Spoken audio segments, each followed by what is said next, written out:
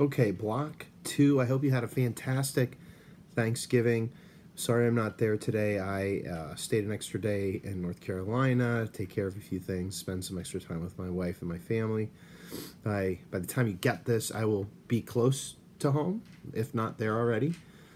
I won't be at school, but I should be somewhere in Pennsylvania heading to McCain.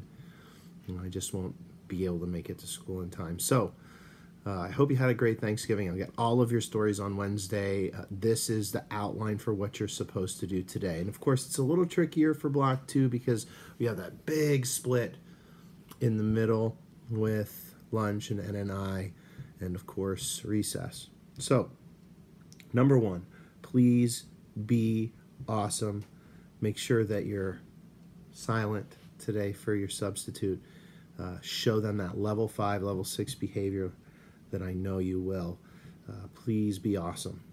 Stay focused, stay in your seats when you're supposed to. Do all of the things that you do every single day in class with me. Here's what your day is going to look like. You're going to walk in, and the first thing that you're going to be doing is that free write. And you have a really neat free write, a little bit different than normal. Today's free write is a list, and you're going to be telling me about all the things that make you feel good, that give you wings to fly every single day. So it's called the Feeling Good Challenge. It's your 30, it says 31 and 30 on it, but it's your, at least your 34th or 35th prompt so far this year. No, you're going to make at least a list of at least 50 things that make you feel good. And you can, if you want to in that list, you can tell us why, but you don't have to. This can just be a list. The key here is that you have to keep writing. You're going to get 10 minutes, so you have plenty of time to do it. So just make sure that you keep writing. Now, there's lots of things that make you feel good, right? It can be a holiday, like Thanksgiving. It can be people, like your mom and dad, like your brothers and sisters, your best friends. It can be cousins. Love seeing cousins over Thanksgiving holiday. It can be anybody. It can be places. It can be things. It can be things that you do. It can be things that you've gotten. It can be pets. It can be TV shows that you love. It can be anything that you look forward to that makes you feel good, that makes you smile. I want as many as you can list, and it should be lots. It should absolutely positively be lots. Don't get hung up. Don't get stuck. Think of all those things. Make sure you're doing it quietly. When you finish, we're going to let you share 2 or 3. Once you're done with that before lunch, you're going to share, and then you're going to have 5 or 10 minutes to read, preferably in your seats, because you're not going to have a lot of transition. Okay, then make sure you get everything put away, get your lunches, and then once your teacher tells you to do so, make sure you line up, go get your lunches in Miss Wismer's room, and then head up to lunch. When you get back at 2 o'clock, you're going to start your personal narrative. Now listen, this personal narrative is going to be one of those small moments that we started talking about in those sheets with the blocks on it, where we talked about things that make you happy and things that have scarred you and things that make you nervous. And it's going to be one of those small moments. Now, the prompt that you're going to be writing today, it's a personal narrative, which means it's true. And you're going to have at least 3 things, a beginning, a middle, and an end. So that means 3 paragraphs. You have to have at least 3 paragraphs. Now, you know that it can be more than 3. It can't be less, because at the very least, you have to split it up into the beginning that should have, like, your characters, you, and preferably 1 or 2 other characters. It should have your setting, where you're at, and time and place.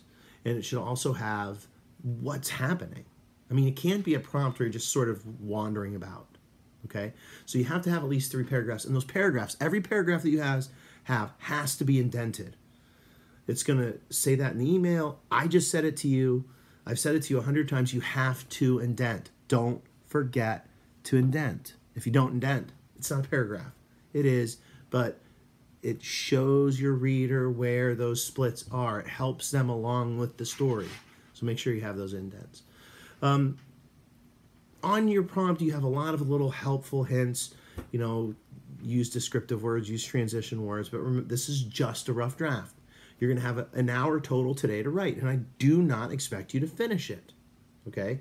We're going to stop on Wednesday. We're going to back up. We're going to break that apart, whatever you have so far. We're going to add some more detail. And I'm going to give you more time to write. So I do not expect you to finish it in an hour. Listen, this is not a speed write prompt, okay? We're done with those.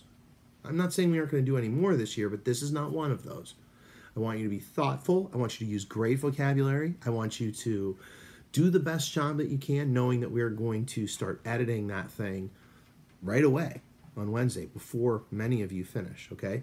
So from 2 o'clock until 2:45, you're going to work on that personal narrative. At 2:45, I'm going to give you a 3-minute break for restroom. And then at 2:48, I'm going to give you another 15 minutes to work on that.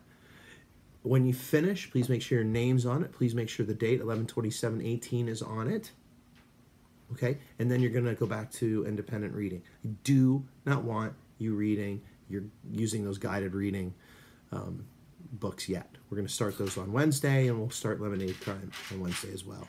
Okay? At 11:17, I'm sorry, at 2:17, I'm sorry, at 3:17, you're going to go back to your seats, pack up, line up, and get ready for the end of the day. My class, of course, you're just going to pack up and sit quietly in your seats, okay?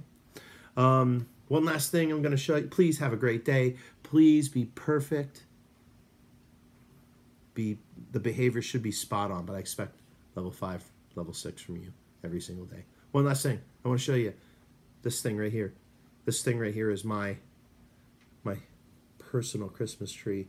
It's got my Star Trek ornaments on it, and it's got my Star Wars ornaments on it too. So let me get out of the way. I'm going to turn the light off. Oh, that's the wrong light. There we go.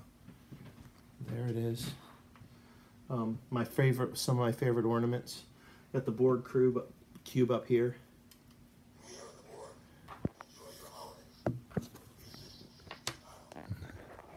That's right there. I do like this. That's Worf from Star Trek: The Next Generation. Actually, that's Deep Space Nine. And then I've got my Darth Vader right here. This is my second one of these. My first Darth Vader, he unfortunately fell off the tree thanks to my cat Sulu. And his head fell off.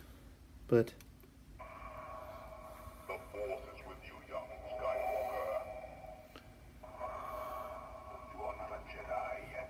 And then I just got these last year. So the Death Star, this TIE Fighter, do you see it? Where is it? There it is right there. And then Darth Vader's, where is it? That's BB-8. But right next to it's Darth Vader's TIE Fighter. They all work together. So when you hit the button, you can see all of them like changing in color.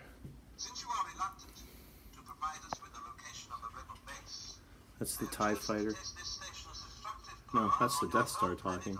See, it's changing colors.